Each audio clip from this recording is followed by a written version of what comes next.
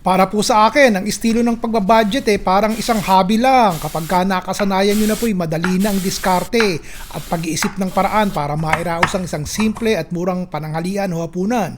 Katulad po nitong ulam na ibabahagi ko sa inyo, may konting lahok na giniling pero hindi naman po sinagad ang budget nyo sa isang araw.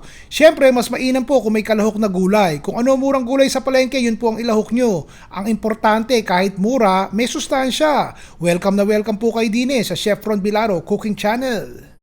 Sabawan na po natin 2 tasa ng tubig. Tatakpan ko muna yan at pakuluin natin ha.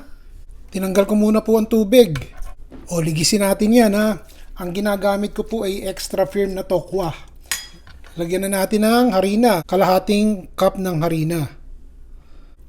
Para yung harina, sipsipin po yung tubig na natitira dun sa tokwa. Konting mantika lang itong nakikita nyo sa kawali. Ilalagay ko na po itong ating tokwa. Prituhin natin yan. Ito pong tokwa, pwede nyo nang lutuin ng maaga para makasave kayo ng konting oras pag magluluto na kayo. Ito po'y 3 minuto ko nang niluluto. Nakita nyo, nawala na yung mantika. Ito gagawin ko. Hindi pa siya masyadong tostado. Pero nagkuli ako. Ganito na lang gagawin ko. Maglagay pa tayo ng mga 3 kutsara ng mantika. Pagkatapos ilalagay ko po ito, giniling na baboy. O di napahaba natin ang ating baboy.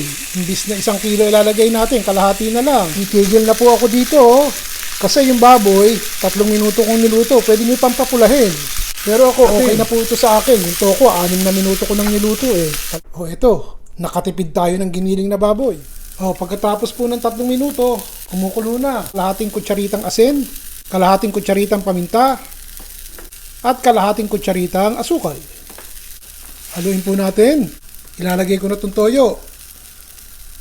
Oyster sauce. Haluin po natin. Habang kumukulo, tikman nyo na. Bichuelas. Konti lang to Isasama ko na. Takpan po natin. Hinaan natin ang apoy Hayaan natin kumulo sandali nang maluto ng katitik yung ating bichuelas. O pagkatapos po ng 1 minuto, sunod-sunod na to, siling pula. Kapraso lang po ito kalahating maliit na siling pula. Haluin natin ng konti. Mahina lang ang apoy nito O ilalagay na po natin ang ating tokwa at saka ang ating giniling. O tignan niyo po ang narating nitong ating kaprasong giniling na baboy. Habang pinapakulo po natin yung ating bichuelas, iprito po natin tong ating talong na hiniwa ko ng pahaba. Ito po'y 2 talong. O ito po, mga 5 minuto natin itong ipiprito. Siguraduhin nyo munang malambot bago natin hanguin. Habang kumukulo, tsaka natin isasama ito. Talong. Takpan po natin. Basta kung hanap nyo po mga simpleng lutuin ng ulam, mabilis lutuin, simple at madaling hanapin ng rekado, hindi kamahalan, para-paraan lang, diskarte, dumito na po kayo at palagay ako'y magugustuhan nyo ang karaniwang niluluto ko. Si Ron Bilaro po. Bye everybody!